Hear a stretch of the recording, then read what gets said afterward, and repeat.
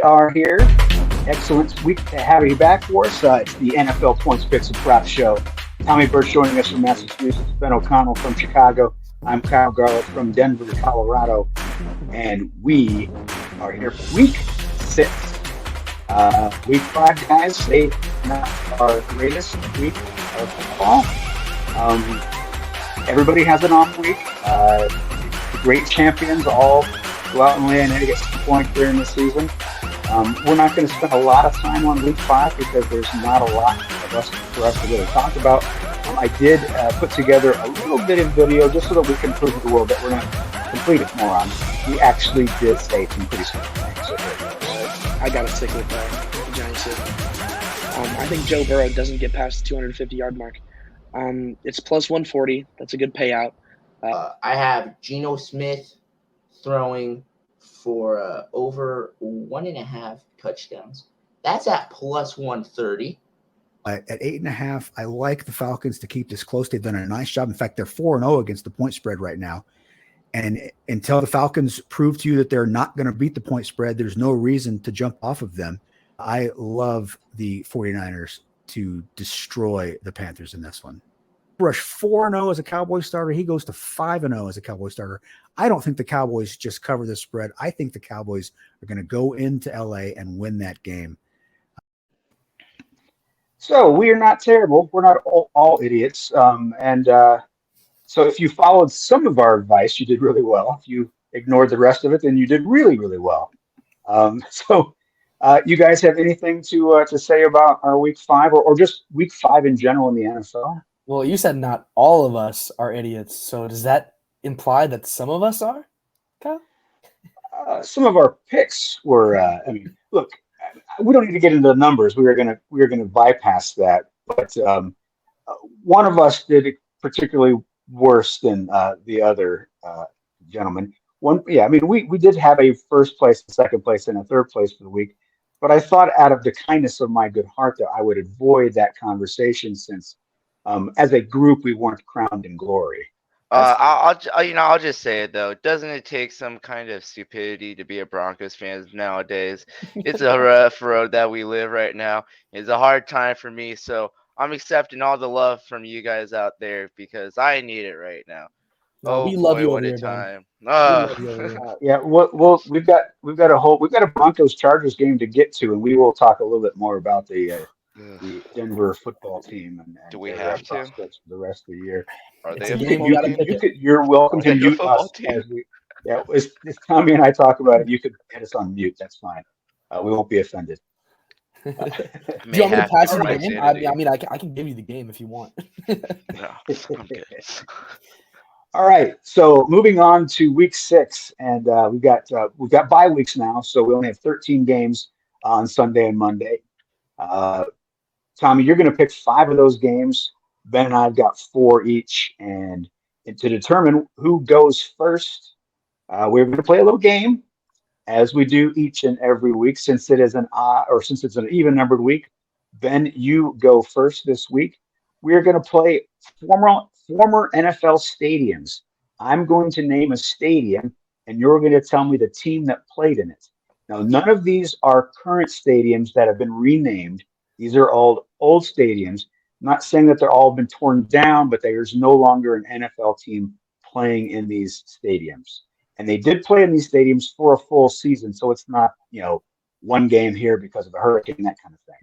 All right, these were permanent homes for at least a stretch for each of these teams. And these are all current NFL teams. So I believe I've given you all the information that you need. And Ben, you get to go first. A caveat here, because I am going to start you off with Memorial Stadium. And Memorial Stadium, there have been 3 teams who have played in a stadium called Memorial Stadium. So you pick any of those 3 teams, and I will consider it a correct pick. So, Ben, Memorial Stadium. The Rams. No.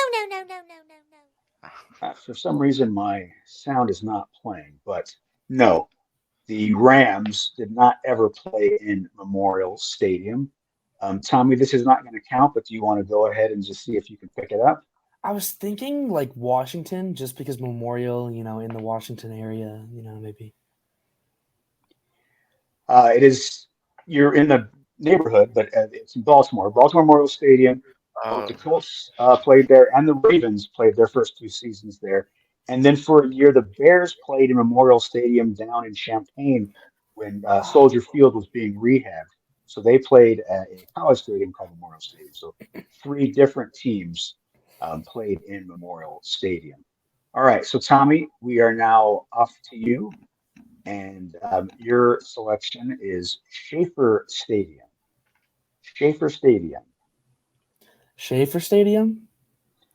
Schaefer Stadium. Lord, I have no idea. I have a tendency to pick this team with these games, so I'm going to pick the Chargers. Ben, do you want to give it a whirl? Is it the Vikings? Schaefer Stadium, later called Sullivan Stadium and later called Foxborough Stadium, was the home of the New England Patriots from 1971 to 1989. I live in Massachusetts. That's so sad that I didn't know that. All right. We will move on. Back to you, Ben. Your stadium is City Stadium. City Stadium. Who played in City Stadium? The Green Bay Packers. The Green Bay Packers is correct.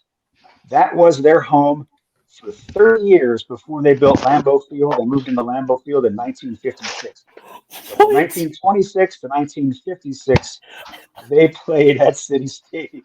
How did you guess that? Well done. Their economy revolves around the Packers. If they're gonna, it seems like the only team to be like, hey, where does the team play? They actually named the new stadium New City Stadium, and then they renamed it Lambeau Field after Curly Lambeau died. So, well done on that. All right, so Ben is up 1-0. Tommy, we are going to play to 3 because we're having so much fun. So even if you don't get this, you're not out. Let me see if I can find you one that. Not the preemptive belt grab. We're going to go with War Memorial Stadium. War Memorial Stadium. I might have to pick Washington again on this one. It was not Washington. It was the Buffalo Bills. That was their home from 1960 until 1972 when Rich Stadium opened. You're picking AFC East. That's like my area. I'm hitting all around you. I don't know. We're running out of teams in New England. All right. So after 2 rounds, Ben is up 1-0. Ben, if you get this, you will clinch the game. Franklin Field. Who played at Franklin Field? Jeez, I have no clue. I have no clue. I'm gonna say, the Cleveland Browns. Cleveland Browns did not play at Franklin Field. The Philadelphia Eagles played at Franklin Field from 1958 until 1970. Then they moved into Veterans Stadium, but their home before Veterans Stadium was Franklin Field. All right, Tommy, your opportunity here to send us into overtime. Balboa Stadium.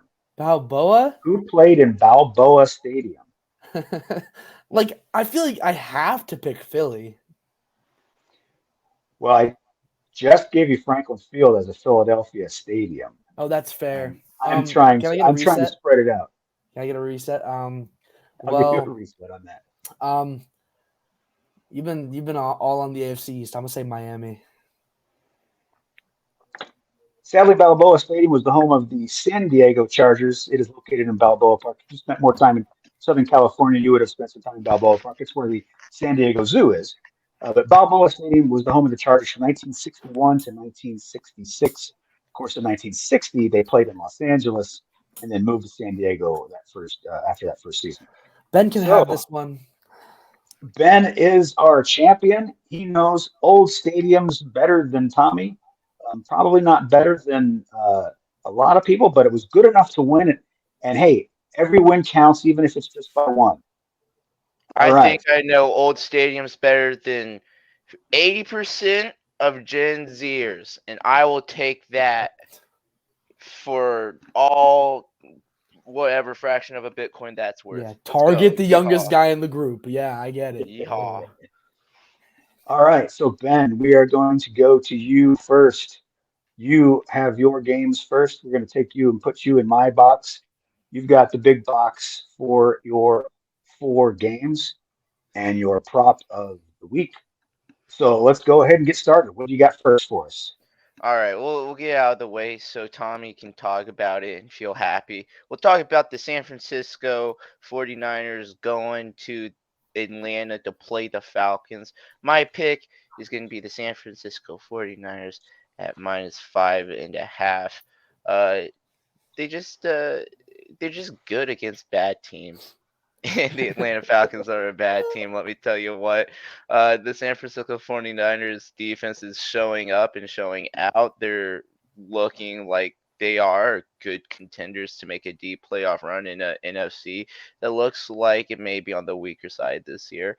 I'm gonna let Tommy talk about this some more, but I really think that the 49ers get it done once again in similar fashion to how they took care of Carolina. -5.5 easy. You know what? I'm kind of tough. This one's a little tough for me. I don't think Atlanta's a bad team. Like the way you're talking about them as if they're on the same level as Carolina. They're significantly superior to them. Ooh, the alliteration there was quite wonderful. But I think that they're doing a good job over there. And I mean, I do agree to some extent that San Fran will win by a touchdown. There's a little part of my brain that thinks, they're right now, what are they, 5-0 against the spread now? I really They are do 5-0. think it's quite tough to make that pick. I don't know if I would touch this game myself, even as a Niners fan, but I do agree with you if I had to pick a side, but it's a little difficult. Well, I've got a couple of fun facts here. The team actually, since they played in Carolina last week and are playing in Atlanta this week instead of flying back to San Francisco, they have stayed the week at the Greenbrier in West Virginia. Now, this is the 3rd year in a row they've stayed at the Greenbrier, for these back-to-back East Coast trips. This is the 4th time or 4 previous times they've done this. They stayed in Ohio one other time, and they are 4-0 in the second game of these extended trips. So they've got this down to a pretty good science where they stay on the East Coast, don't fly back to San Francisco.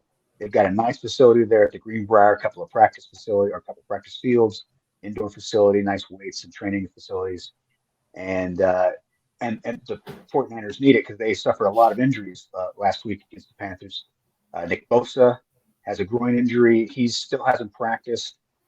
We had Jimmy Ward break his hand. Of course, he was back for one play after missing the first 4 games of the season. So they're sad he broke his hand, but they weren't really counting on him. Then of course Emmanuel Mosley tore his ACL and he's done for the year.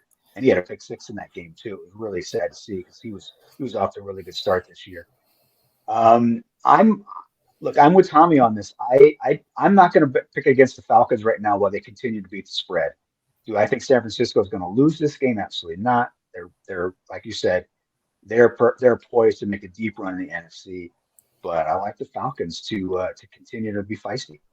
I've also heard about Nick Bosa that he hasn't been practicing, but they're just using it as a rest period, so he's okay to get some minutes on Sunday. So I am hopeful about that a little bit, but loss of Mosley was pretty big because he was one of their best defensive backs on the unit.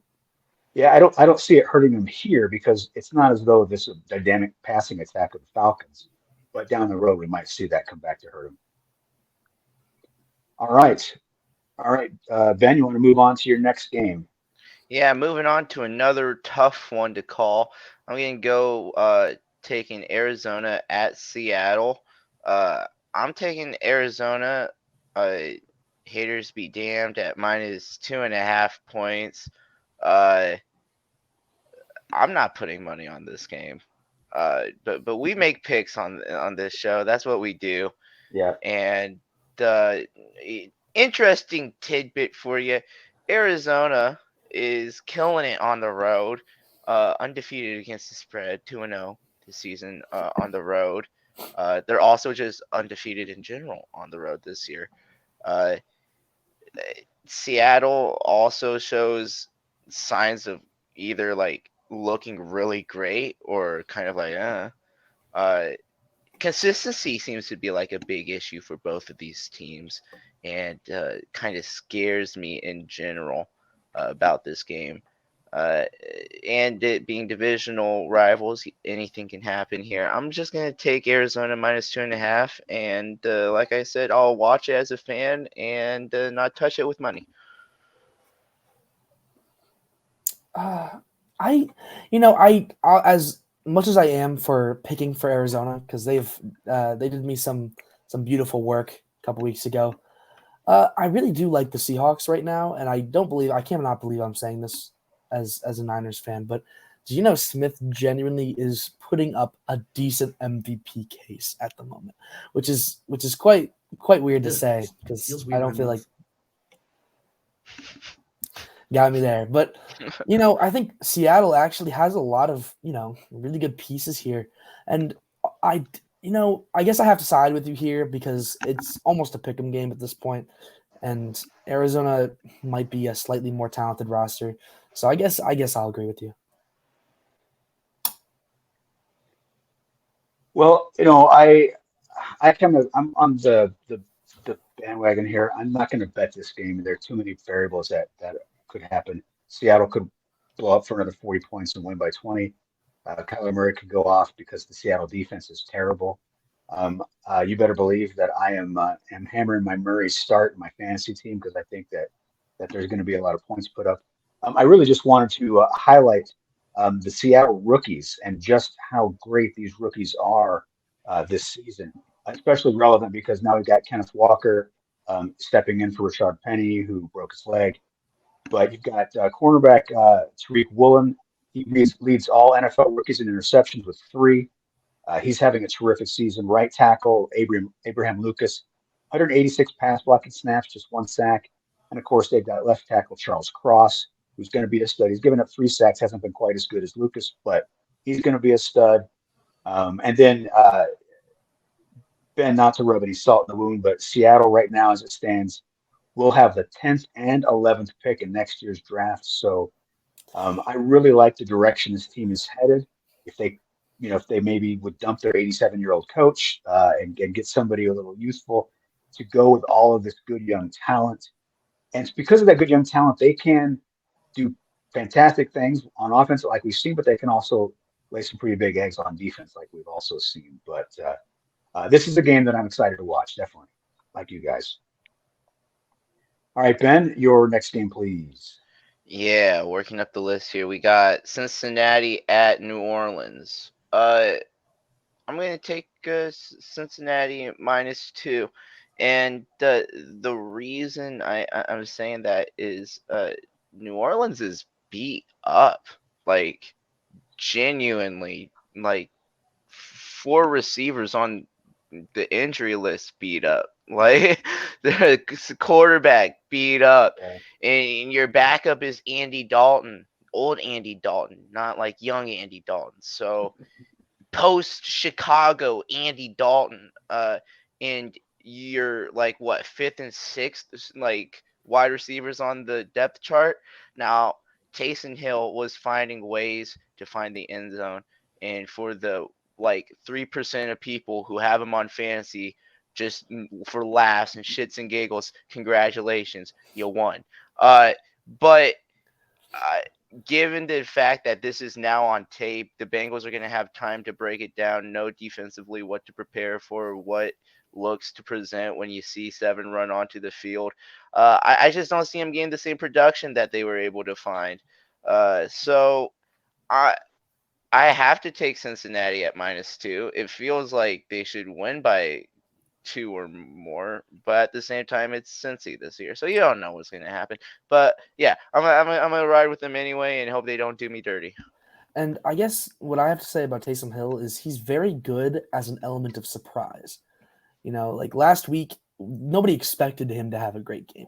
when he is one of the most talented players that's healthy on the offense at the moment, he's going to be game planned against, and it's going to be a lot more difficult to have those breakout runs and the dump down pass for the touchdown. It's not as reasonable to suspect him to have even a good game at this point. And the Bengals are still a good team. I mean, they were real close with the Ravens, and I think this isn't. I don't think this is going to be a very close game. Well, Michael Thomas is expected back for the Saints, which obviously helps their offense considerably. A couple of notes from that Bengals Ravens game that you were just mentioning. So Burrow had just one pass attempt of 20 plus air yards, and it was incomplete. He averaged a career low 4 air yards per attempt, and then afterwards he talked about how they were taking away the deep pass and how everybody's playing them that way. And I came across this interesting tidbit. The Ravens played cover 2 shell on every single 1st and 10, and the Bengals could never really run the ball well enough to take them out of that defense. And that's where the problem right now lies for the Bengals offense. They have been better at protecting Burrow since those first 2 weeks of the season, but running the ball, they're still terrible. They're averaging 3.3 yards per carry as a team. That's 30th in the league. And they're getting nothing out of Joe Mixon. And until they are able to move the ball on the ground or make that adjustment to a short passing game, that was something that we saw with the Chiefs last year. Defenses began to play them very differently. It took them a few weeks to adjust, to stop looking for the deep ball and going for a shorter passing game. Right now, Burrow and the Bengals have to make that same adjustment. They've got obviously the skill players to do it, especially if T. Higgins is healthy, like he wasn't last week. And I know this because he's my fantasy guy, and he was not on my. He did not play, even though they activated him. So I started him, and then he plays like 7 snaps.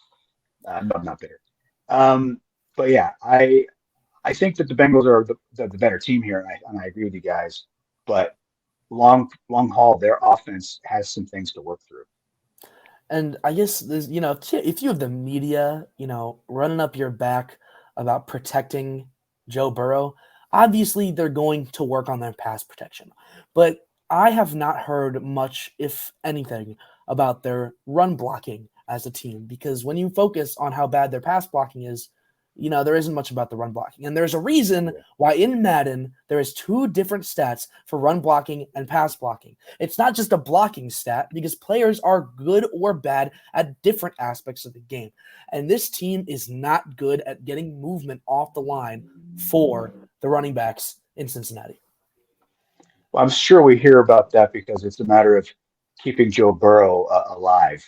And that's relatively important for that franchise. We need Keeping Joe Mixon alive too.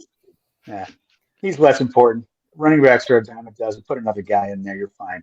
There's not another Joe Burrow coming along for them anytime soon. So, but that's going to be a fun game to watch, I think. Anyway, all right. And your final game of the week, Ben. Yeah, my final game is going to be the New England Patriots at the Cleveland Browns. I'm taking Cleveland at -2.5. Let me tell you what. There are 10 Patriot starters listed as questionable as of today. 10 Patriot starters are listed as questionable. 5 on the offense, 5 on the defense. The defense ranks 22nd in rush yards allowed in the league. And they're going to play Nick Chubb, possibly down up to 5 starters? Okay. Yeah. You tell me how they're going to contain that lead to under a field goal. I'm ready to hear you. And listen, obviously, the Patriots can come out and surprise you every now and then.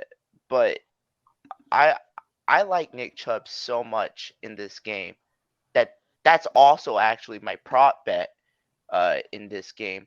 I got the Nick Chubb touchdown and Cleveland Browns to win game bet at plus 135. And I'm just going to go out on a limb. If the Browns are finding a way for Chubb to find the end zone, I think the Browns are probably going to win this one. So just lock that one in at plus 135. Great at finding these random little prop bets for you. This is my little niche on the show. Lock this up and lock up Cleveland at minus 2.5 because, yeah, I don't know why the line's this close. I mean, I guess I understand. I definitely see where you're coming from, and I'm with you on this pick. I mean, you see, even with a backup quarterback, and although I did pick the Lions, and it made me very upset that I picked the Lions a couple of times last week, they were and are the worst defense in the league. So taking advantage of that, especially with the running game, wasn't necessarily that difficult. But they're playing Cleveland. Cleveland's defense is pretty good. I don't see them having the same level of production. I see Cleveland running the ball right down their throats and just ruining their day. Well, Cleveland is only 6 points away from being 5-0. I mean, this team really could be an unbeaten team in that division. And look, I'm totally with you, Ben, on Nick Chubb, but why are they not? So last week against the Chargers, you've got Jacoby Brissett throwing the ball 34 times, Nick Chubb carrying it 17 times. That should be flipped. Pound Chubb. Give me more Chubb. Less of Jacoby. I mean, so Brissett's thrown 3 interceptions this year. All 3 have come in the final 3 minutes of the fourth quarter. He is the reason that they've lost some of these games. Now, he's played very well, but when it comes to crunch time, stop having the ball in his hands. Give it to your guy, Nick Chubb. Chubb is awesome. I love that. I love that parlay with Chubb. He's of course he's going to score a touchdown. He's their guy. He's their guy in the red zone. He's the guy outside of the red zone. He's their most dangerous weapon. He's one of the most dangerous weapons in all of football from the running back position. And I do think that the Browns win this game. Look, Belichick did a nice job against the Lions offense, but we're still looking at Bailey Zappi, and at some point Bailey Zappi is going to play like Bailey Zappi, and that means 3 interceptions. And I just want to see Nick Chubb carry the ball 30 times in one game. Just give me a 35 carry, 260-yard game for Nick Chubb because he's got it in him. So, Yeah, no, anyway, seriously. that's my Chubb. That's my Chubb love.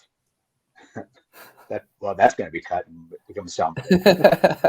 Can we clip that one too? You clipped me on that last one. That's going to be clipped. That's going on the All right. TikTok. All right, thank you, Ben. Those are your games. We are now going to move on to Mr. Birch and Tommy. Hit us with your first game of the week. All right, my first game of the week. I'm going to start off with the Panthers at the Rams. I'm going to have to take the Panthers plus 10.5 here.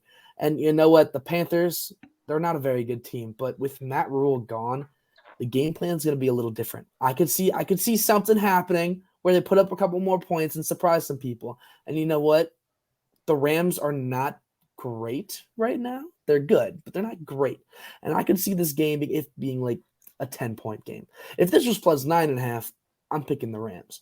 But the plus 10.5 is just that little bit that just got me over the edge. I'm like, dude, I really want to pick the Panthers right now. One of the worst teams in football. Yes, I want to pick the Panthers right now. They're not going to win this game. If they do, I'll be surprised. But, give me the Panthers plus 10.5. Well, there's an interesting thing about this game.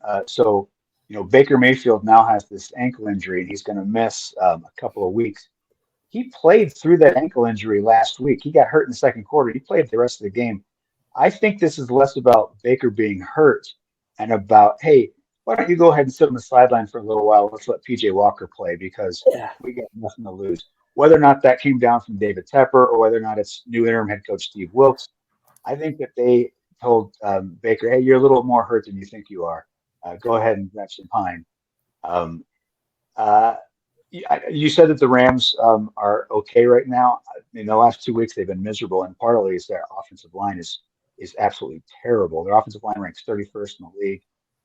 And the Carolina Panthers have Brian Burns, who's a pretty good pass rusher. Just thinking about that. But yeah, I mean I don't know. I can't envision wanting to put money on the Panthers, but after watching the last 2 weeks, I don't want to put money on the Rams either. So I may sit this game out. I love my XFL MVP, PJ Walker. We love to see it. Let's get a good game out of PJ. Get him some traction in the NFL. We had Taylor Heineke do it. We can see PJ do it too. I just want to know, when are we going to start calling the Rams what they are, which is a bad team right now? Oh my goodness. When is the Super Bowl shine going to wear off in some of these people's eyes? Because this is not a Super Bowl winning team. This is a team that is without OBJ. This is a completely different season. They are playing. They have 3 games where under 10 points or something like that, 10 or less points. They're not hot. They need Cooper Kupp to go off. They have so much tunnel vision on offense. It's scary. It's tough. The entire offense is Kupp open deep. No, then I'll go to Higbee. And it's just Kupp or Higbee, and that's the entire offense. And it's embarrassing to watch because it's not this genius Sean McVay that we were sold. But with all due respect, if the Rams are going to go off against anybody, I could definitely see it being the Panthers. But this could also be that emotional game too from the Panthers, where he's like, hey, new coach, hey, we're going to save our season. We're going to make that run that no one thinks is possible. Hey, I could see them, really putting up a huge fight against a Rams team that I think is a little, inflated.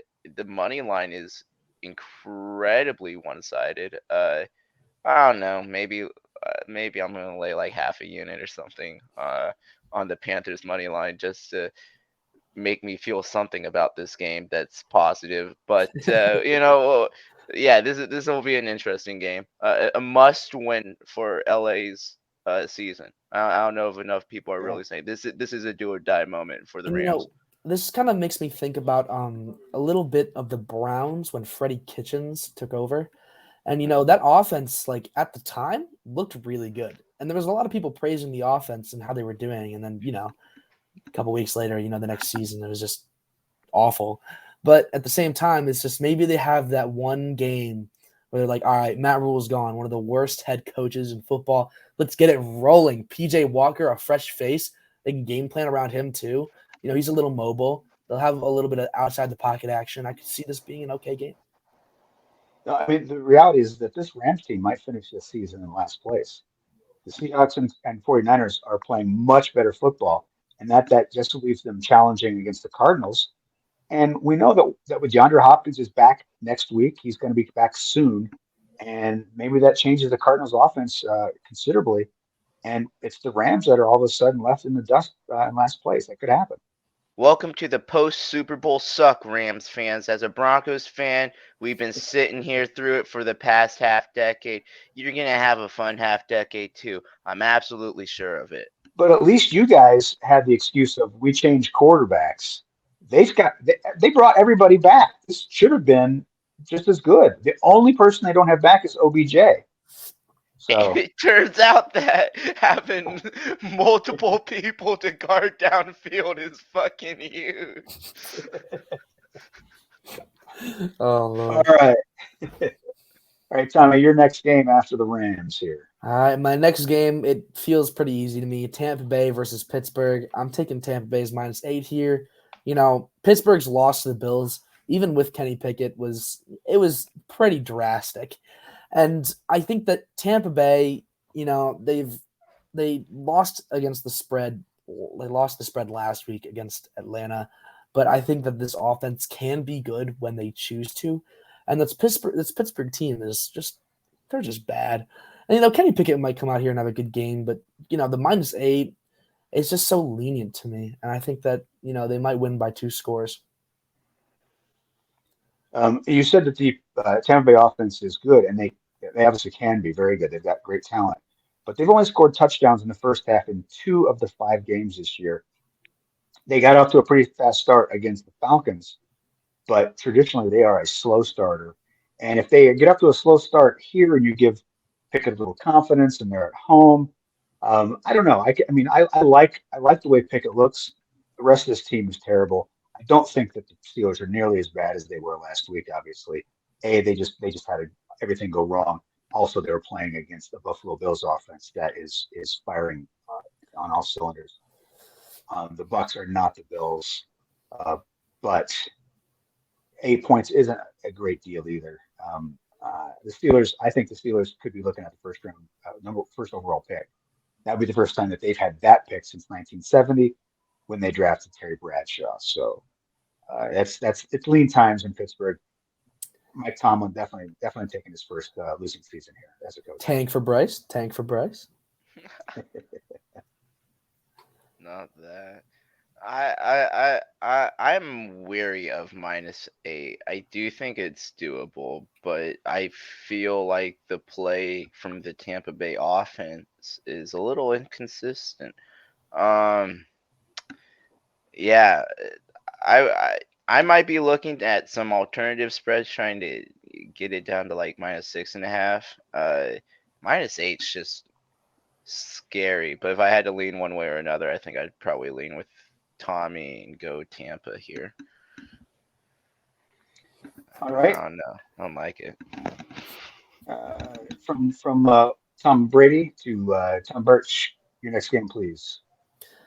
Alrighty, so I'm going to start it off with a little bit of a love for the New York Giants. You know, they're coming out, they're playing hard. I love what they've got going on there with the energy, and they're playing Baltimore. I think the New York Giants plus 5.5 is perfectly reasonable here. I mean, the New York Giants have one of the best records in football, and, you know, their schedule might not have been the toughest going into this, but they played some decent teams, and they keep them close. You know, last week, it was a big win, and I like the Giants. I do. And Baltimore, they're a good team. Baltimore is a great team, in my opinion, but I don't think they're going to be able to hold Saquon. I think that's the game breaker here, the game changer. I don't know if the Giants win this game. They might drop to 4-2, but this being a 3-point game is not out of the window. It's going to be a defensive game. I don't think it's going to be like a really high-scoring game. I could see Baltimore putting up some points and the Giants following them, but I don't think it's going to be crazy.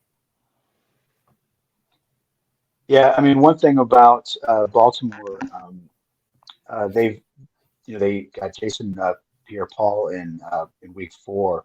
Their pressure rate has gone up considerably. They've got some guys that are starting practicing this week.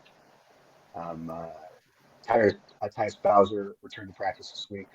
Outside linebacker, the guy they selected in the second round out of Michigan, David Ajabu. He tore his Achilles at the Michigan Pro Day last spring, but he was at practice this week. But those guys probably aren't going to make much of an impact yet. So I like a plucky New York Giants team to keep this close, especially, you know, if this was a 3 or 4 point spread, I'd probably go with the Ravens. But this to me feels like a 24-20 kind of game where the Ravens win, but the Giants get you your cash. Yeah, Giants like keeping stuff close. Yeah,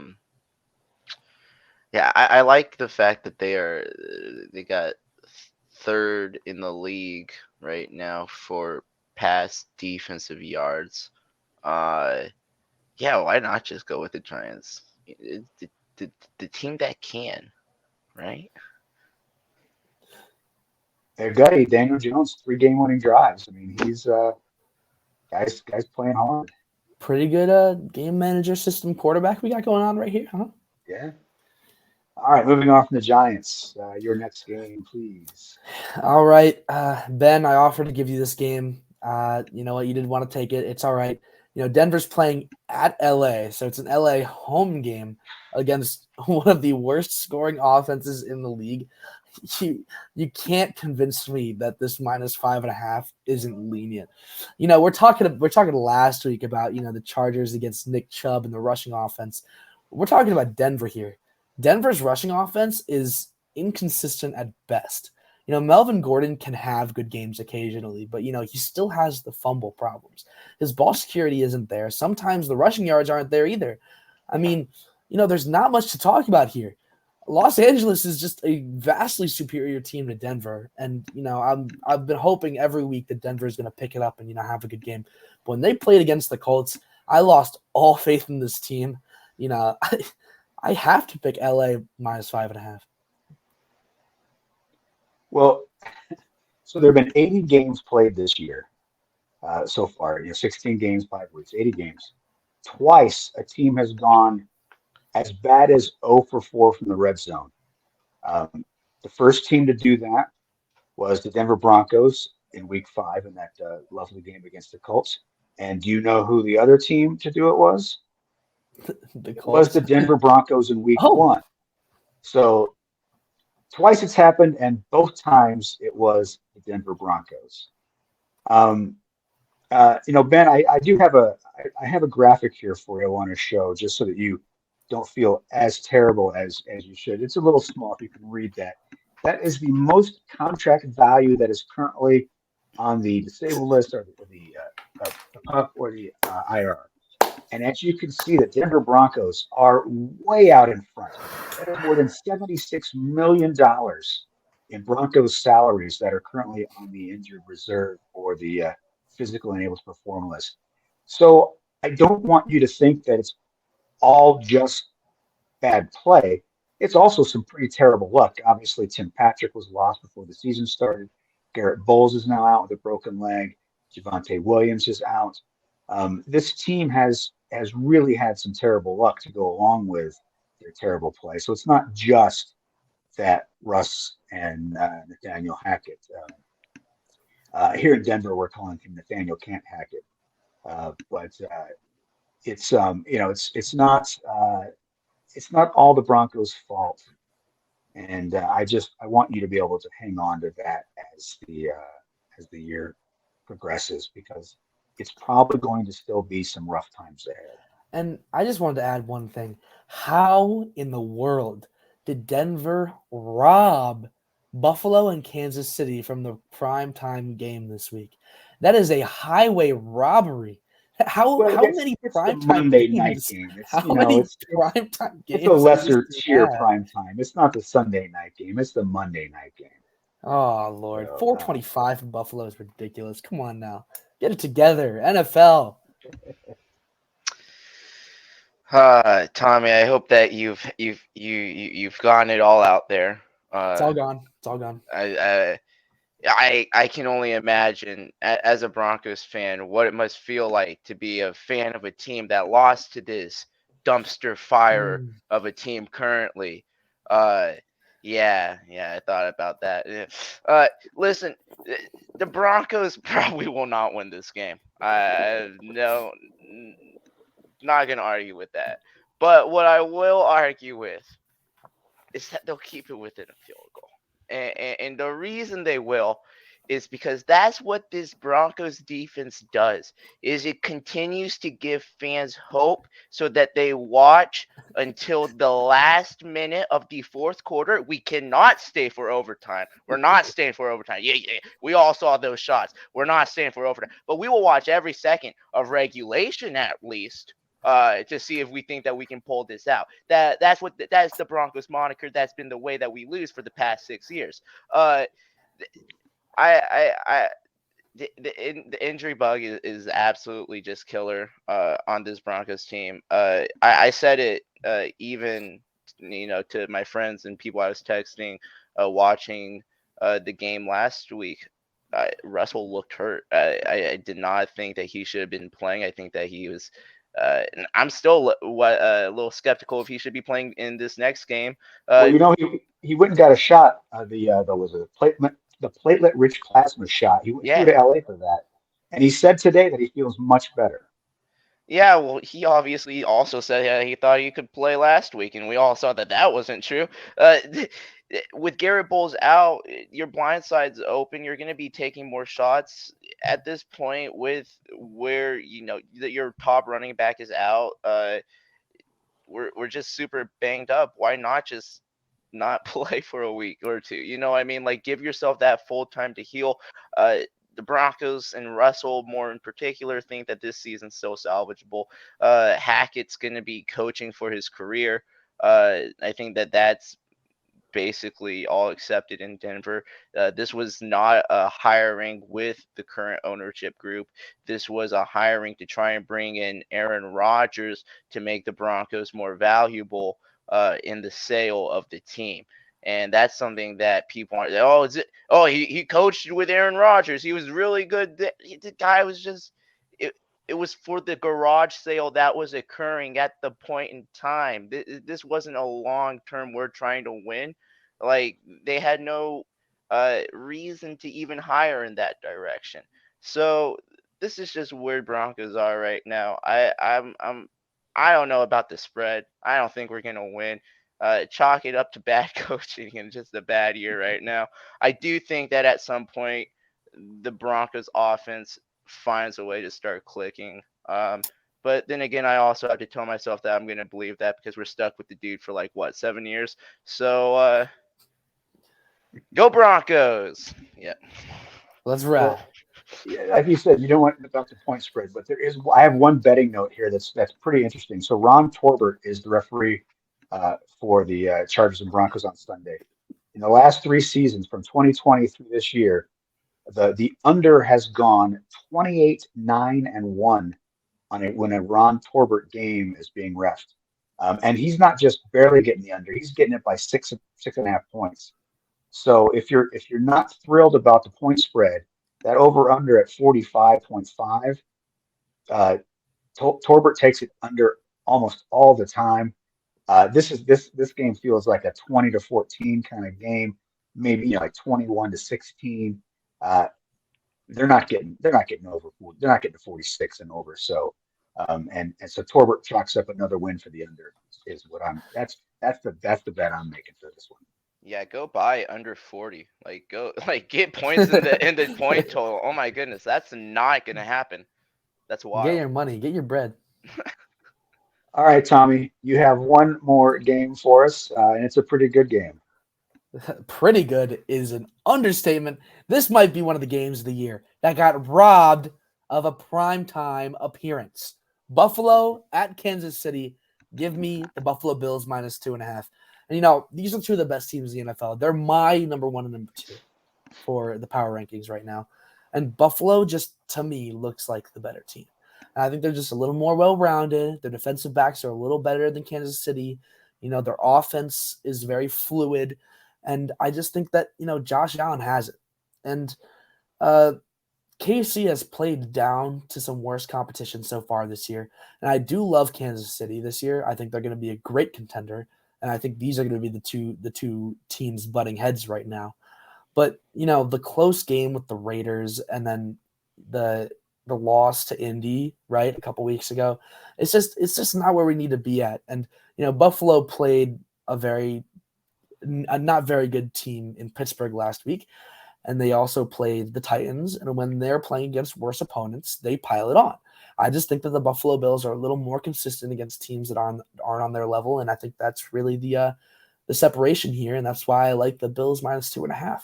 But this does lead me into my prop, because regardless of this game, it's going to be pretty high scoring. It always has been historically. Both teams find ways to get the ball into the end zone. But I think Gabe Davis with the anytime touchdown at plus 115 is going to make you a little bit of money, because Gabe Davis has had some pretty darn good weeks the last couple of weeks. He gets the ball, he gets in the end zone, and he has some games where he explodes. And, I think that right now Kansas City is in the bottom half of the league playing against wide receivers. And I think that Gabe Davis is going to take advantage of that, as the number 2, number 3 sometimes on this receiving core. He's going to get a lot of openings. The Chiefs do get cornerback Trent McDuffie back, so they will be better there. And obviously, but we saw Devontae Adams had a great game. Even though he missed a couple of things, he still was spectacular. And that was the Devontae Adams that the Raiders expected to see when they spent all that money on him, and he certainly played well on Monday night against the Chiefs. Obviously I'm a big Chiefs guy. That's not a surprise to anybody. I am just excited for this game because, man. So here I've got another graphic why this game is so special. So this is, let me move that font there for us to get out of the way. So this is EPA, and look at the Chiefs and the Bills. They are playing a different game than everybody else. They are way out in front. They are 1-2 in EPA, which is expected points added, for those of you who aren't familiar. And basically, what expected points add is that it takes down and distant game circumstance, and it puts a value on the amount of yards gained, and then they add what is expected to add points based on that. So like if you're facing a 3rd and 10 and you pick up 5 yards, well, those 5 yards aren't nearly as meaningful as if you pick up 5 yards in a 3rd and 5. That's how the formula is worked out by these really smart mathematicians. But the Chiefs and the Bills are way out in front, and there's the poor Carolina Panthers way there back in the rear, just tugging on. They're the caboose of the NFL right now. But I obviously I'm a Chiefs fan, but I'm also just an NFL fan. And I'm excited to see this game. I'm excited to watch. That game that we were treated to last year in the playoffs, it sucked that the Bills had to lose because they played the kind of game that deserved to win. And the Chiefs played to deserve to win. And I suspect that that's what's going to happen this week. Obviously I want the Chiefs to win, but I don't think that the result that happens on Sunday is going to have any effect on the season. I think these are still the two teams that are going to meet in the AFC Championship game. End of January, these teams are back at it. It's great that we get treated to them in the middle of October, and it's going to be a fun game. And it's funny. I listened to the Travis Kelce podcast that he does with his brother Jason, and of course the Sunday night game is the Eagles game. And so Travis was needing a little bit about not getting that Sunday night slot against the Bills. But Travis understood, it's the Eagles Cowboys. It's for first place in the NFC East. So he was willing to take the afternoon slot against the Bills. But man, it's just going to be a fun game. If you love football, this is why you love football. This game here. It's funny. I get far more nervous about games against the Raiders because we should be beating those people. I'm not nervous about this game because I know that I'm going to be treated to great football, and I know that the Chiefs, even if they're 4-2 after this week, are going to still be in it at the end and probably playing Buffalo again. And so it's just a good weekend to be a football fan. Don't even worry, Kyle. I got your back. I'm gonna have to cover up this logo for a second so I don't get fined by my team. Listen. This is a rare 3:25 Arrowhead kickoff.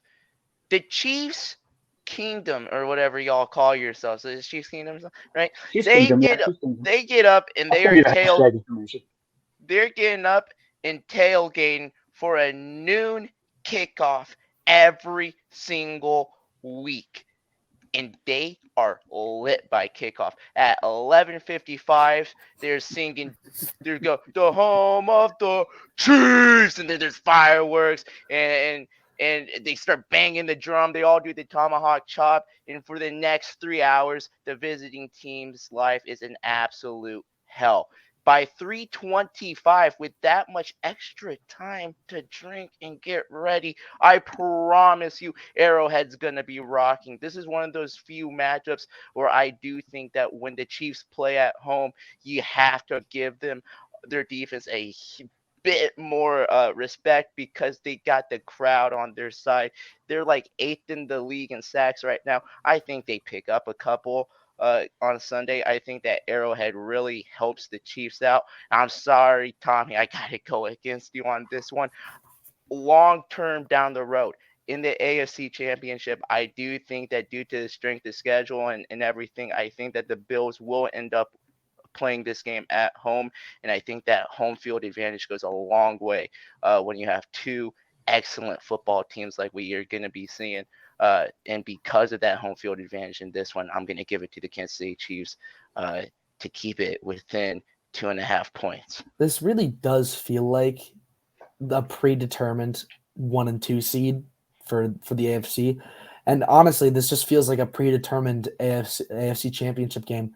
But honestly, in my personal opinion, this is not just an AFC Championship game waiting to happen. This is the Super Bowl before the Super Bowl. I feel like this game will decide the Super Bowl winner for this year. Well, and I think that's a lot of people thought that last year had the Bills gotten past the Chiefs, that they would have eventually, beaten the Rams, because that's how great Josh Allen was playing in the postseason. Yeah, it's going to be fun.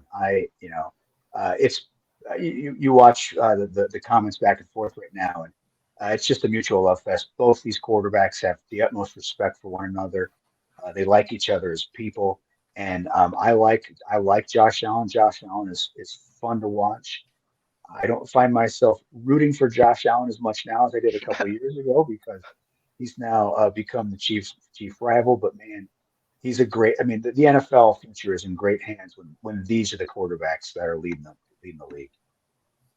Can you imagine if you had told any NFL fan 10 years ago that one of the greatest new rivalries in football would be the Kansas City Chiefs and the Buffalo Bills? Who would believe you? Who would even believe you? They'd be, oh, okay, man, yeah. Just like think about Tyrod Taylor and Alex Smith when they started growing. You think anybody ever thought that Tyrod Taylor and Alex Smith would be the biggest rivals in football? Yeah, there was an AFC Championship game between Joe Montana and why am I drawing a blank? Jim Kelly. Jim Kelly. Jim Kelly back I was like, before. Jim Kelly, come on. Yeah, Jim Kelly and Joe Montana. Joe suffered a concussion at halftime and didn't play, and the Bills won. It was their fourth of their 4 consecutive Super Bowls. But it's been a long time coming since those teams were rivals. So it's exciting. It's good for the league, and it's going to be a lot of fun to watch on Sunday. All right, Tommy, thank you very much for your picks. Moving on to my picks now. And I am going to begin in South Florida, the Miami Dolphins. So Teddy Bridgewater actually was limited in practice this week or today. Pulling back the curtain a little bit, we are recording this on a Thursday. He's not expected to play. It's still going to be Skylar Thompson, but now Skylar Thompson's going to get a week of actually taking snaps. He lost both of his tackles last week. Teron Armstead is still not practicing, but his right tackle, Greg Little, comes back. Both his wide receivers were nursing injuries last week. They're going to be healthier going into this game. And it's the Vikings, man. The Vikings are the team that can be great and then can be the most frustrating team to watch ever. And so I like that the Dolphins are getting 3.5 at home. If it was 2.5, I'd be wary and I'd probably go with the Vikings, but I think Miami can keep this game close. Raheem Mostert is another thing to watch. He was limited in practice today. And he's coming off his best game since he actually absolutely torched the Packers in that 2019 NFC Championship game when he went over 200 yards. He was over 100 last week. So he may or may not be playing. But I just like this Dolphins team at home, especially because I just don't trust the Vikings to be good for 60 minutes. They're 4-1, but they are kind of like the most papery 4-1 team we have. Of all the first place teams, they feel like the least first place team in the league. And maybe, Justin Jefferson goes off again. Maybe Kirk Cousins, maybe it's a good Kirk Cousins shows up for a full game, but I don't think so on the road. And so I'm going to go with the Dolphins to cover the spread. Can you put the ribbon up? Because I didn't know what the spread was on that. Oh, I'm sorry. No, you're all good. I got busy chatting. Absolutely. Yes, there we go. Dolphins plus 3.5 is my pick. This one's tough for me because, I do like how Miami's getting a little bit healthier here. And I just don't know how much I can trust Skylar Thompson because as much as, he is a young quarterback and he has some potential, but he was a late round pick and he was the third string quarterback. He's not a starter for a reason. He wasn't the backup for a reason. And although, Teddy Bridgewater is you had Cooper Rush going to the Hall of Fame last week. All right. We'll settle on that. I mean, I still do love Cooper Rush, but, I think Skylar Thompson, he's just like he's okay. And I know that game planning around him will be a lot easier for him, but, this is a 1 p.m. game. We're going to see prime Kirk Cousins here. I think that Kirk Cousins, I do think that Kirk's going to have a good game against Miami this week. I think that Minnesota wins by a touchdown. And, I feel like the spread should be a little bit bigger in favor of Minnesota, and then I might pick against them. But I think Did you see Minnesota barely escape the Bears? And they were trailing the Bears in the fourth quarter. And if It not for happens. a great defensive play, I mean, we saw happens. morning Kirk Cousins in London, and they nearly gacked that game away. So I don't know. I'll take the -3.5 on this one. I think it's going to be a bit of a comeback All right. game. Okay, whereabouts? I like it. I'm not gonna pick, but I will say that the Minnesota Vikings need to win this by 7 or more if they want to feel comfortable and confident about where they are currently. I think that everyone's kind of sees them as worse than their record, and losing to a third string quarterback. Listen, I'm not against Skyler. Like EMA, go K-State. I'm with them. But when it comes down to it, if you're a 4-1 team that's looking to make a threat at the NFC playoff picture, you got it. This is one of those games that you just have to go there and take care of. And the fact that we are even a little on whether they can do that, I think says a lot about this Minnesota Vikings team. I also think that says a lot about the Miami Dolphins team and a little how underrated they are. But like I said, I'm going to take the chicken way out and not pick this. Instead, I'm going to go with the under. I think that there's just not going to be as much scoring as some people may think. Well, I trust Mike McDaniel to really protect his quarterback in terms of the kind of offense that they run. It's going to be short passes to their fast wide receivers. Nobody does a better job at scheming a running game than McDaniel. You said I trust Mike McDaniel to protect my quarterback, and that just threw me for a loop. You should. He's had 2 to figure it out with. He's had 2 trial and errors, and now we're gonna figure out 3rd time's the charm. He's got it. No, I think that he's gonna put him in positions to succeed. Is what I mean. There we go. He's not gonna have his quarterback play a lot of dangerous, risky downfield football. It's going to be get the ball to Tyreek in space at the line of scrimmage and let him run. Get the ball to Jalen Waddle in space and let him run. And we're going to probably see a lot of jet sweeps with those 2 guys. We're going to see a unique kind of offense from the Dolphins this week, and I think that McDaniel is one of the smartest guys in the NFL, and I think he can do it. And in terms of the K-State thing, interest of full disclosure, both Ben and I grew up in Kansas, about 30 minutes from one another. Well, 25 years and 30 minutes. But yeah, so although I'm not a K-State fan myself, but I can appreciate Skylar Thompson. So I hope he does well. That's all I can say. All right, moving on from the Miami Dolphins. My next game, and man, I was going back and forth on this one because I really wasn't quite sure where to go on this.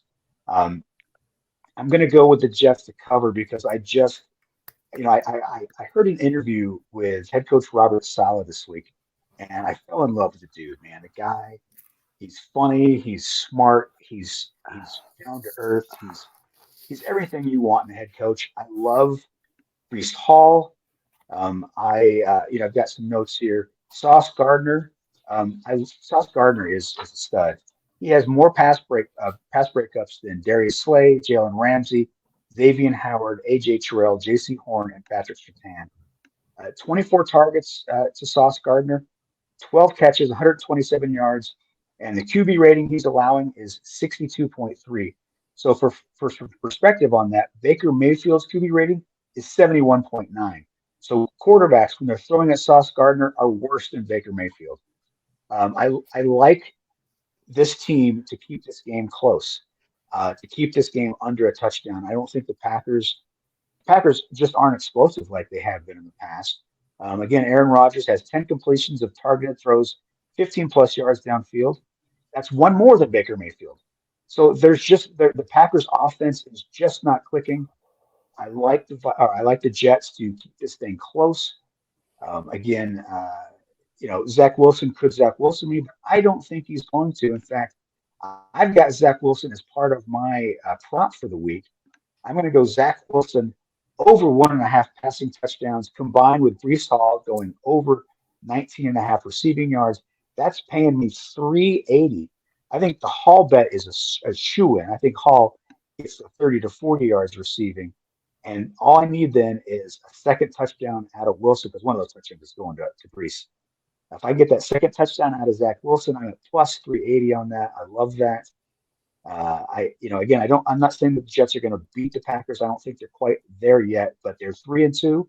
This is the first time they've had a winning record. The first time they've been over 500 since they won in Week 1 in 2018.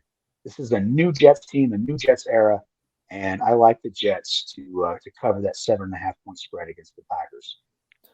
I'm a big fan of this prop that you got going on because I think that the Packers have underperformed against middle to like slightly above average level quarterbacks. I think Zach Wilson has proved to be a middle tier quarterback so far. You don't have the biggest sample size, but he's played pretty well. And the New York Jets are just revitalized this year. And Robert Saleh, as a Niners guy myself, I have a little bit of bias, but he was a great defensive coach for us. And he goes in there and he changes the whole mindset of that Jets team. And I think the way he's handled this new transition for this Jets squad after last year and still keeping his head up and making some good changes to the roster, and even with some big timers hurt with Joe Flacco in, this team looks like a good and even maybe a team with depth. I think that the Jets have a chance of winning this game. I also don't think they're there yet, but the plus 7.5 is just so easy to take here. Yeah, because a touchdown can still be a dominant win. I think that is something to take in mind too. Listen, if the New York Giants game was played here in the States, I have questions on how that game would actually turn out. I don't know how indicative that is of actual overall team strength. I think that the Packers come out and look for a dominant win. I think that they do get a dominant win, but I don't think that dominant win is over 7 points. I also like the Jets at plus 7.5, but maybe watching it feels maybe more like a bigger win than the scoreboard actually ends up being. I also do like that prop bet too. Seems like a lot of free money. Lock in the 23-17 score with the Packers in favor. That's my prediction. Ben, this was one of your games last week, that Minnesota-Chicago game where Kirk Cousins goes 17 for 17 to start the game. The Vikings are on fire, and they really did dominate that game, but the final score was 7 points, and you ended up pushing on your pick. It can, like you said, it can be a dominant win, and 7 points can be your final margin of victory. That's why point spreads are so important right there around that 7 point to 3 point range. And a difference between 6.5 versus 7.5 points is huge. It's far bigger than any other 1 point swing on the spread. So that's my motivation, and I'm hopeful that it comes out right, because that's where I'm putting my money. All right, moving on from the New York Jets. Another game that I really struggled with this game because we were all gaga about the Jacksonville Jaguars, and then they went out and absolutely stunk up the world against the Houston Texans. I think the Jaguars team that we saw early in the season is the real Jaguars team, or maybe they're somewhere in between. Maybe they're not quite as good as they were, but they're certainly not as bad as they just looked. I do, however, think that the Indianapolis Colts are just as bad and plodding and as boring as we saw in that Thursday night game a Mile High. I think that their offensive line is absolutely horrid. And because of that, Jonathan Taylor, who has got all the talent in the world, is really going to continue to struggle. These teams have already met. This is early on for a second game between teams already. The Jags shut out the Colts that game. That was in Jacksonville, where the Colts have always struggled. This game is in Indianapolis, but I like the Jags getting some points here. It's basically a pick 'em at 2 points, but if this comes out to be a 21-20 game, I'm fine with that. I just think the Jags were embarrassed last week. I think they do a lot of work to get themselves back into the win column, and against a team that they've done really well against. In fact, the Jags especially against the Colts, they're 8-1-1 against the spread in the last 10 meetings. And that includes 6 straight. And in each of those 6 games, the Jags were the underdog. They're the underdog here again. Somebody's going to finally catch on against the Colts. The Jets play pretty well. The Jags actually won 4 of those 6 games outright where they were the underdog. I think that happens here again, and I like Jacksonville to rebound. I really like this Jacksonville squad as well. I think that they, last week is being taken a little bit too seriously for them. I think that, every good team loses games. And, we all took the KC losing to Indy game way too seriously as well. They came through and they won a lot of games. Well, I know you didn't, but a lot of the NFL fandom that isn't diehard Chiefs fans did. And we come out here, we see Jacksonville as the underdog, first of all. I think Jacksonville wins this game fairly easily. I think they put up a couple of scores on this Indy team and makes it not very close. I could see this being 7 or 10 points, but maybe nothing more. Anytime I feel like the Chiefs might have done something bad, I just have my Lombardi trophy. Oh, Get me through the night. I'm gonna put this down real quick. She might be a little bit when I bring it to Put the that bedroom, put that hat down real quick. It's not really the right time for that, is it? I'm gonna take the opposition in this one, and maybe it's just because I have a bad taste in my mouth. Off of watching who didn't have a boring night on Thursday, the Indianapolis Colts, because they walked away with a win, and it's quite boring on both sides, man. They're there to play a game. Michael's had a miserable time.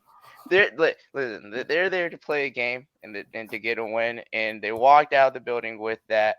And it very much looked like for a minute maybe they do end up a 2-tie team in football. Okay, so leaving the building, at least dodging that scenario, left them with a smile on their face. Indy is not they're not a good football team. I'll admit that. I do think that a 24-0 shutout is not indicative of who they are either in the first matchup. And with this game being at home, you see what the Indy can get loud. It's a roofed stadium, Lucas Oil Stadium. It's roofed, so sound's trapped in there. You saw what they did. They beat the Chiefs there. So obviously they got something going on.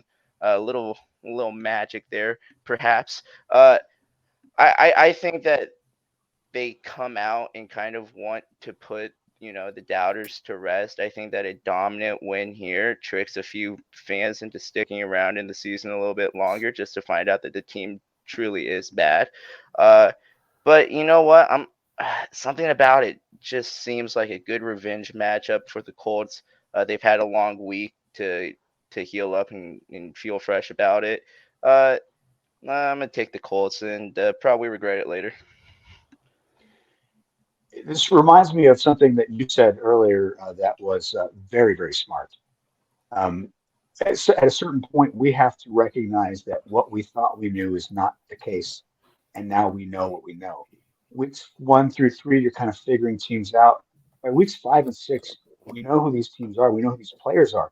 We were all wrong about Matt Ryan. We thought Matt Ryan had good football still left in his body and that he was going to be an upgrade for Indianapolis. And it turns out that we were all terribly wrong. He has smacked into that wall. He's Peyton Manning when all of a sudden Peyton Manning couldn't throw. But he doesn't have a Hall of Fame defense like Peyton Manning had. He's got a bad team around him.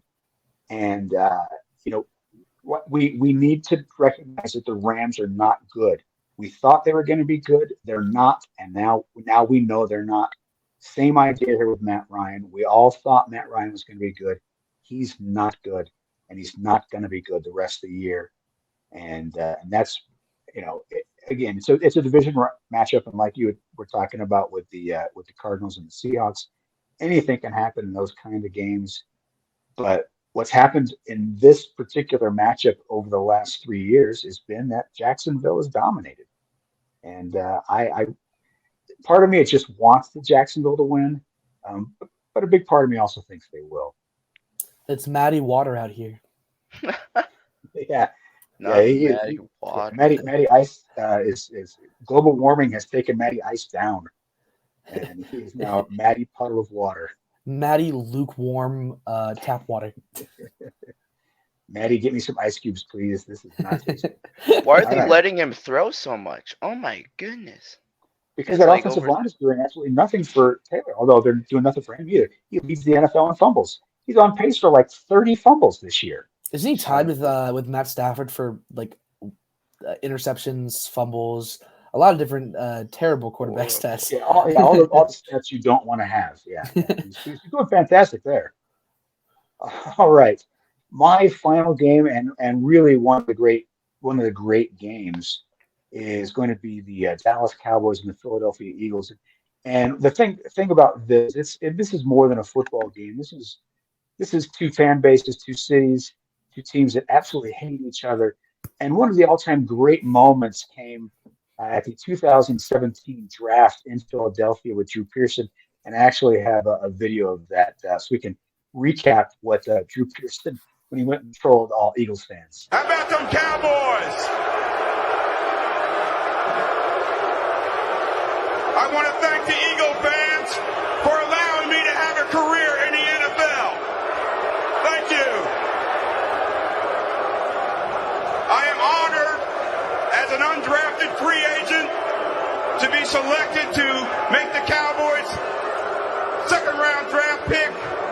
And on behalf of the five-time world champion Dallas Cowboys, Hall of Fame owner Jerry Jones, Gene Jones and the Jones family, Coach Jason Garrett, all the Cowboy players that played before me, that played with me, and played after me, with the second pick and the 60th pick in the second round, the Dallas Cowboys select defensive back from Colorado, Chidobe Awuzie.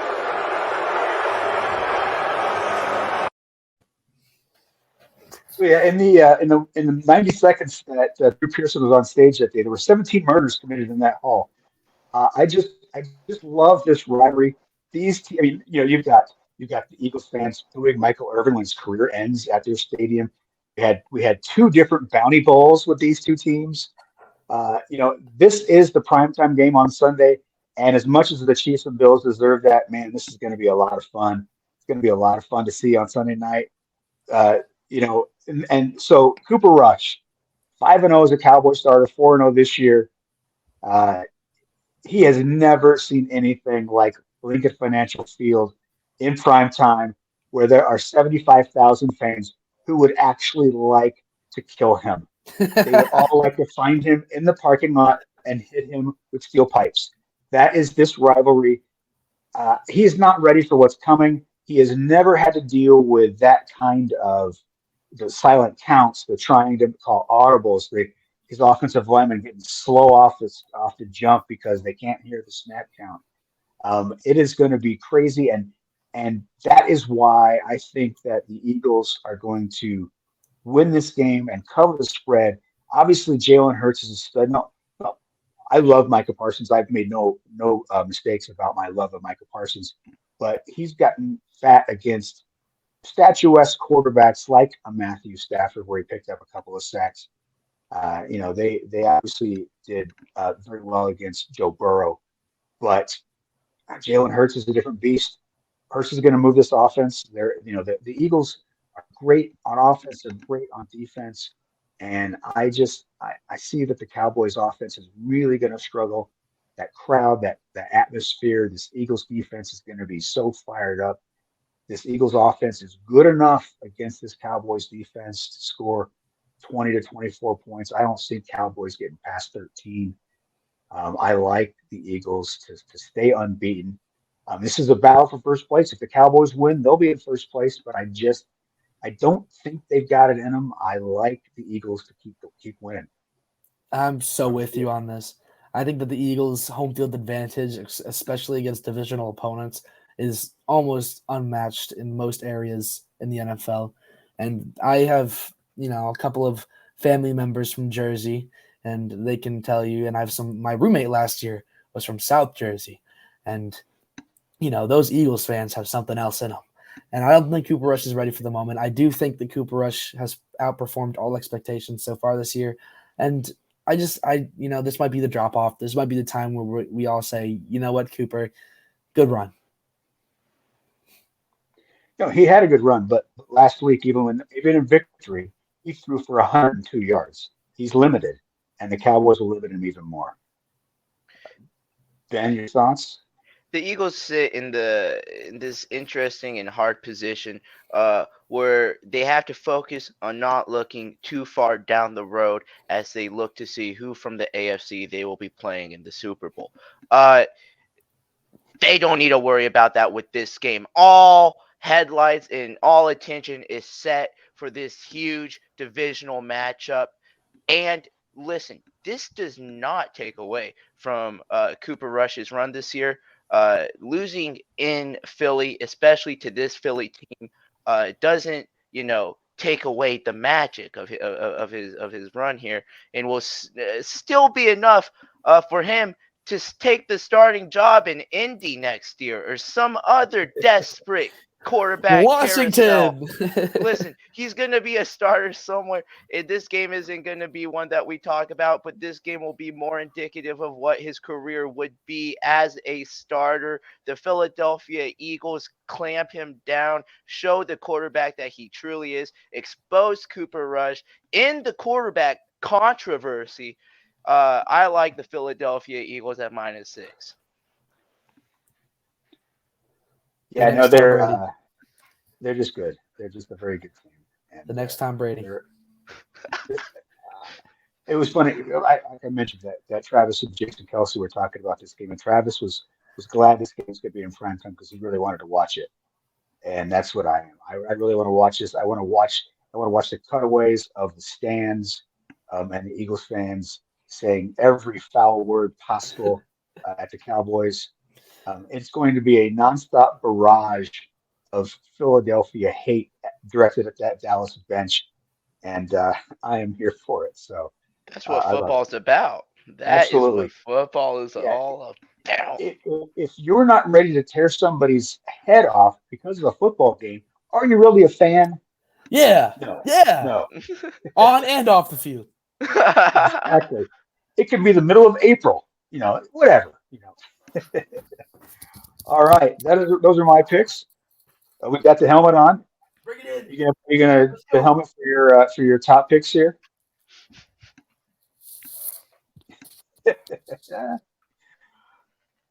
Yeah, you better buckle that chin strap. This is serious. I'm keeping this on for the rest of the picks. I hope you know that. All right. Well, Ben, you have the championship belt. Yeah, there it is. You have to send that to Tommy at some point if he wins. So, Ben, your favorite of the week. Yeah. My favorite of the week is going to be the Cleveland Browns. Play calling be damned. Nick Chubb finds his way into the end zone a couple of times with the few touches that he does get. All right, I like it. And your top dog of the week. Yeah, my top dog of the week is going to be screw. I'm gonna go with the Kansas City Chiefs again. Let's do it. Let's ride. Arrowhead's gonna be rocking. It's gonna be a great game. Gotta have some action on that one. This is the first time as a starter that Patrick Mahomes has been an underdog at home. So we'll see how he responds. He is known to be petty. So I hope that he is well aware that he is the underdog and that he wants something to prove. All right, your top money line, your easy money line bet of the week. My easy money line of the week. Yeah, I'm gonna go back to this one. I'm gonna say the Cleveland Browns at -142. Geez, I hope Belichick doesn't make me regret everything, as he so often does. But yeah, no, the run defense there is just atrocious. There's nobody in the NFL who hasn't been scarred by Bill Belichick. So Tommy, on to you. Your favorite of the week. My favorite of the week, I have to go with, I'm so sorry, Ben, the Chargers beating Denver here. That looks like a blowout to me. All right. The Chargers it is. All right, your top dog. My top dog, I'm gonna go with the Jaguars over Indy here because that +2 is really just like it's just so it's like fruit ready, like it's like taking candy from a baby at this point. All right. And your easy money line. Money line, I'm going with the Giants +198. If they come out of here and beat Baltimore, I'm gonna make some money. That'll get you. Hypothetically, That'll put a money because I don't. that'll put a big dent in your debt right now. So I hope you do it. All right. So my favorite of the week is going to be the Buccaneers -8. I like them to cover that. My top dog, I'm going to go with the Seattle Seahawks. Well, yeah, that's all I call them if they lose. The Seahawks +2.5. I'm going with Seattle there. And my money line pick is going to be the Miami Dolphins at +144. Ooh, I am going Miami. In Mike McDaniel we trust. All right, everybody. Thank you so much for tuning in on behalf of our sponsors, USAWager.com. We thank them very much. We are part of the Sports 2.0 network, affiliated with New Sports. There are the three of us are my two cohorts here on the show. Tommy Birch in Massachusetts, Ben O'Connell in Chicago, Illinois. I am Kyle Garlett in Denver, Colorado. Happy betting, everybody. Good luck this weekend. Don't scroll up. This is free money. Free money.